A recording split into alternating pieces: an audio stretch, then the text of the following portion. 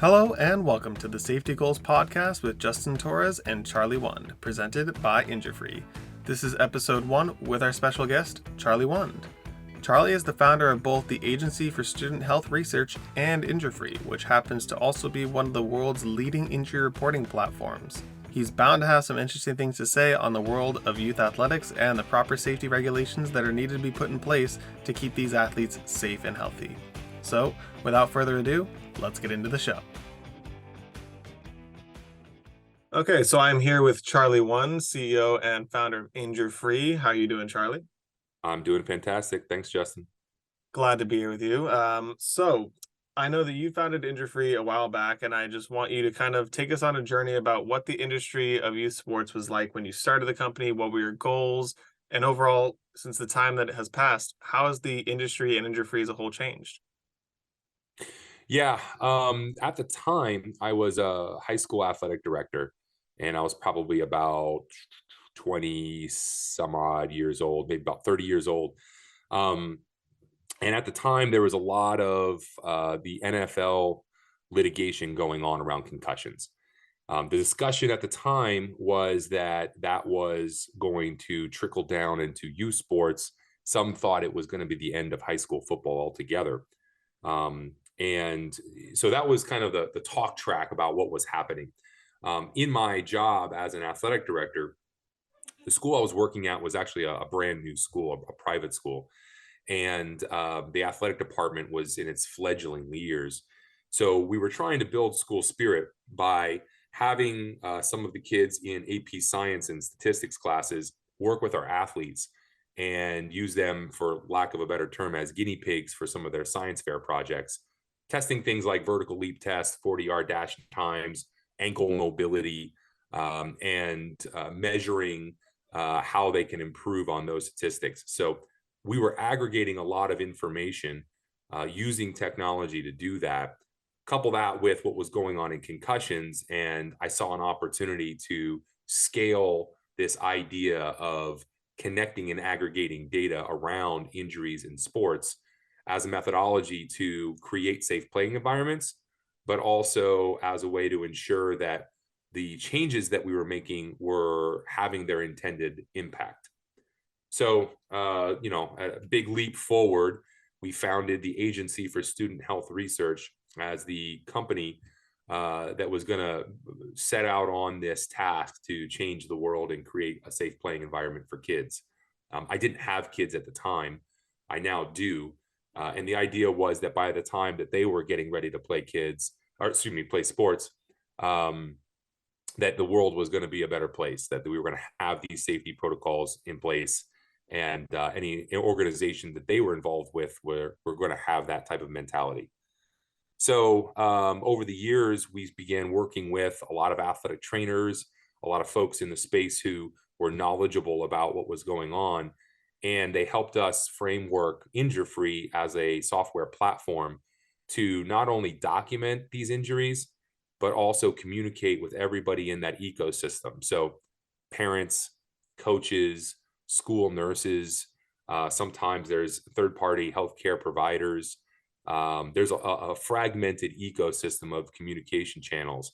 And so we centralized all of that into one platform to help as a tool for those organizations that were interested in deploying those types of techniques. And really, there wasn't any large scale national programs other than a woman by the name of Dawn Comstock, who started the high school RIO program, which stood for Reporting Information Online. And it was a tremendous first step. I sometimes jest and say Dawn is like the godmother of youth sports epidemiology here in the United States. It really began a framework for others to understand what was going on the national level. But a couple of the faults in the program were that, number one, only athletic trainers could report in that platform, meaning that only about 30 or 40% of the high schools in the country at the time had an athletic trainer. So we weren't getting a true representation of what was going on. And on a bigger scale, having national normative data was important, again, to start the talk track, to raise awareness, But it didn't help me as an athletic director at my high school because that data wasn't reflective of what was happening in my program. So we created the InjureFree tool as a way for everyone to have a voice in the platform, again, to communicate, but also as a way for administrators to see and look at and understand the data in their organizations, that place that they could have an impact. So that's a little bit about how we got to where we are today, and kind of what the landscape of youth sports was at the time, and what we do on a large scale. Sports are in full swing 24/7, which means athletes are bound to get injured. InjureFree is a software platform used by youth sports organizations and schools that was developed to help coaches, parents, and administrators communicate injuries that occur and ensure a safe return to play. These sports safety networks are essential for sports teams working to provide the safest possible environment for their families. For more information or to schedule a demo, please visit www.injurefree.com. That's www.injurefree.com. And look, you touched on it, that InjureFree is more than just an injury reporting platform, that part of it is the data that is collected. Where do you see that data is most useful to help build towards a stronger future towards analytics and preventing injuries from that standpoint? Yeah, I mean, so like I said, I mean, in the beginning, it was about aggregating and providing a dashboard of data to administrators for their organizations. I had an impact as an athletic director. I made decisions that impacted the health and safety of the kids who were playing in our programs. So I could look at that data and I could say, okay, these are the changes. I know what's going on. A lot of people talk about using natural grass versus field turf, or certain positions being played, and children not rotating positions in youth sports as potential areas for being able to understand. I think number one, data allows us to start a discussion. It meaning that without it, it's an anecdotal conversation. We might as well be sitting on the front porch sipping tea and just talking. But data actually allows us to say, okay, here's a starting point. And if we do decide to make changes, we can measure against those changes in our organization. So I think that's an important tool in a use case scenario. And this industry is no different than any other industry of how data is used in that regard. But now that we've been aggregating this information for over a decade, what we're getting into is the ability for organizations to measure themselves. How do I compare? How does my high school and those programs compare to other organizations who are doing the same thing, and not necessarily on the other side of the country, but could be, within my same league, or other organizations in sports that play within Southern California, for example. That's very important too, because now by collectively sharing our data or comparing our data, we can also collectively elevate the standard of what a good program is and what does that mean.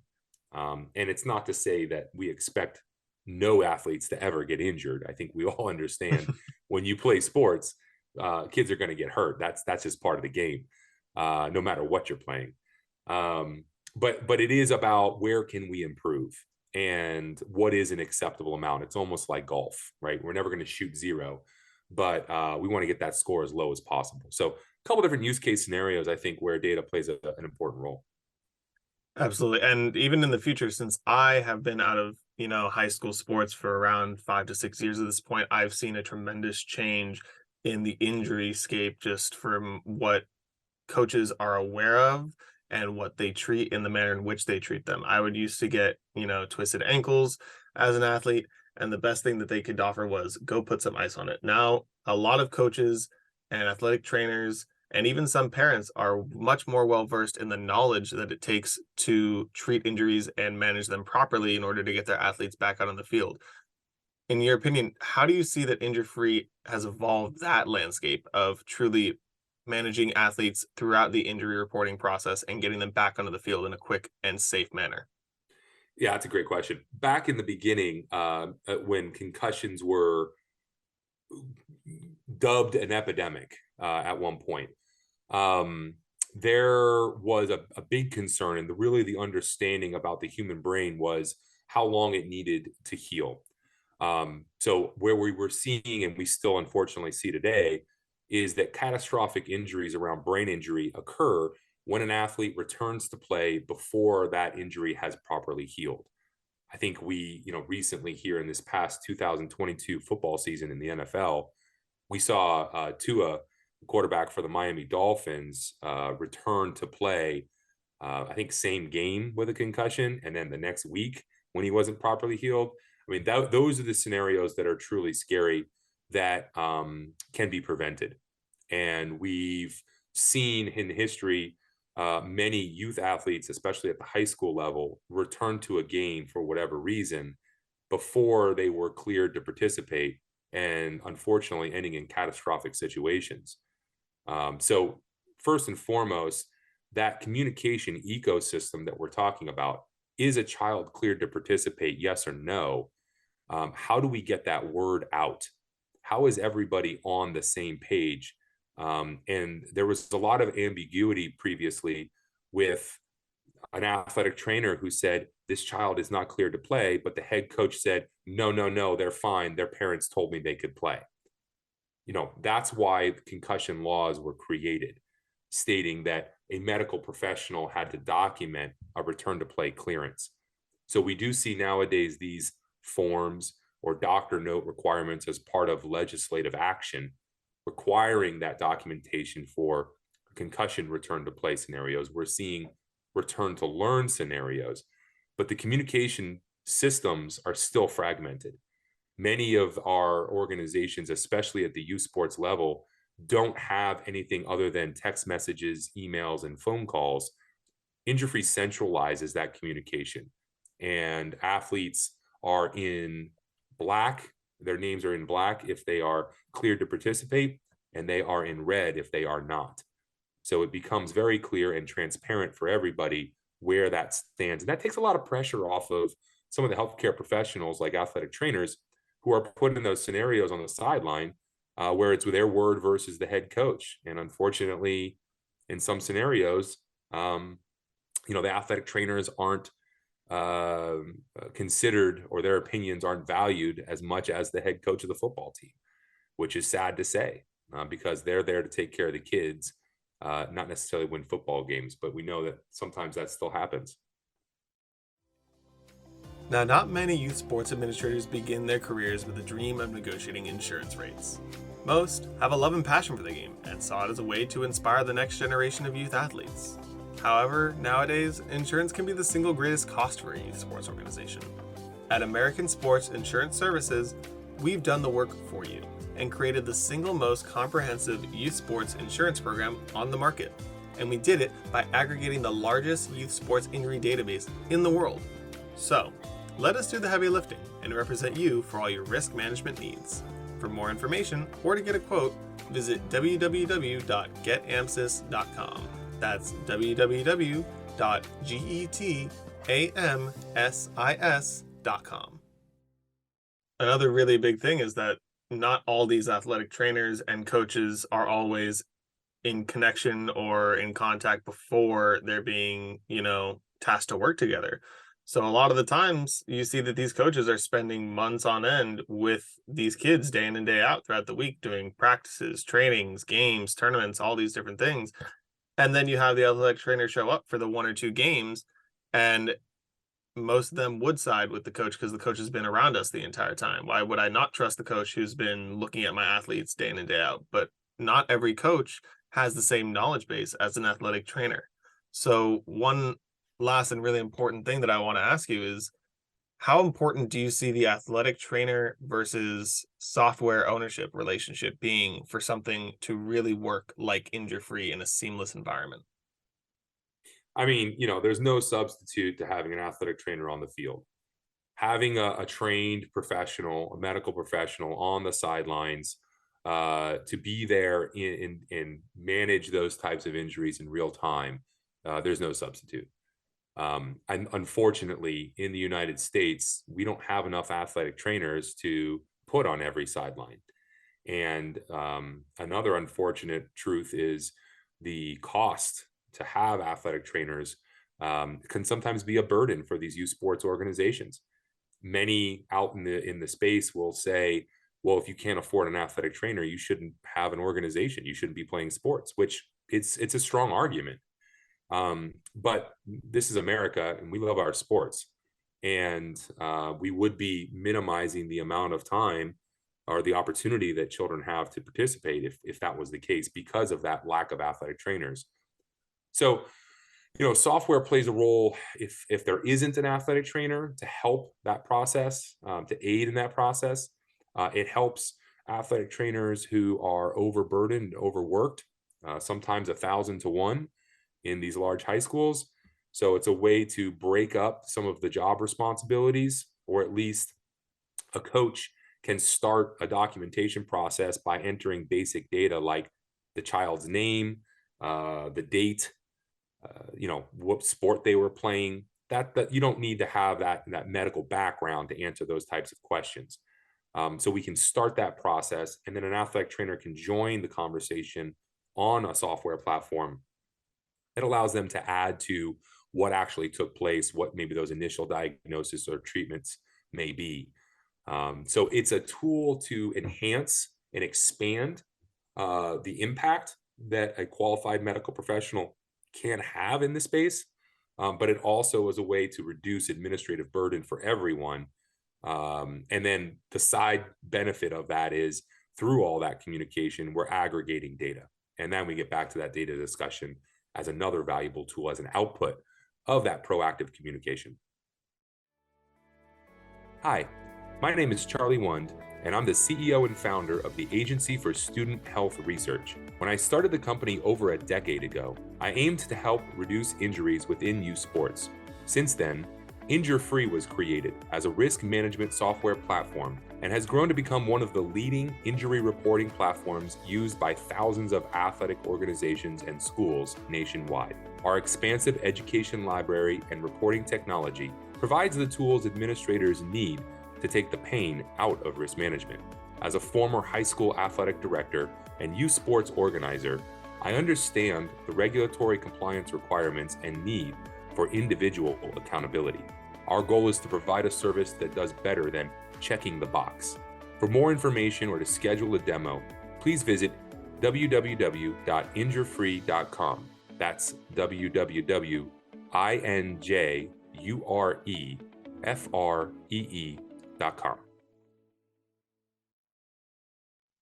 Perfect. And I think that you make a really, really great point that, well, today it may not be the perfect seamless integration between athletic trainer and software. That is the goal, because that'll lead to the least amount of injuries, the quickest recovery times, and overall the most amount of safety for the athletes on the field day in and day out. That's the goal.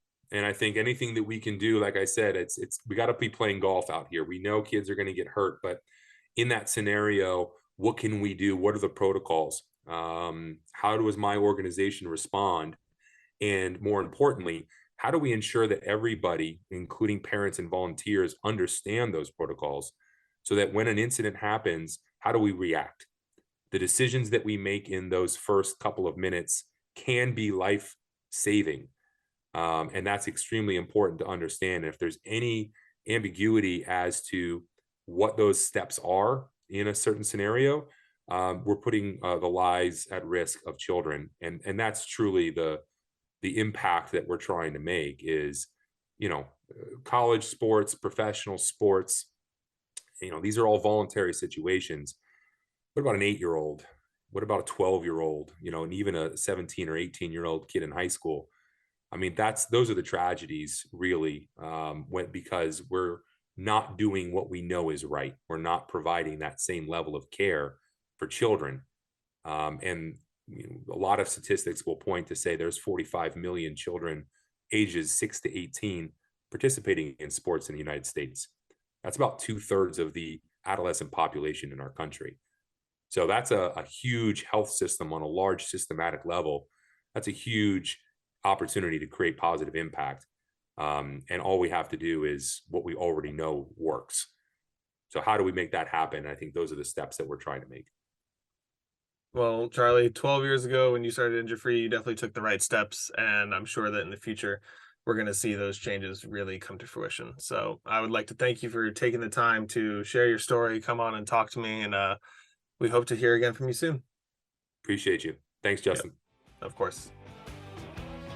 We would like to thank you all for listening to today's episode of the Safety Goals podcast, presented by InjureFree.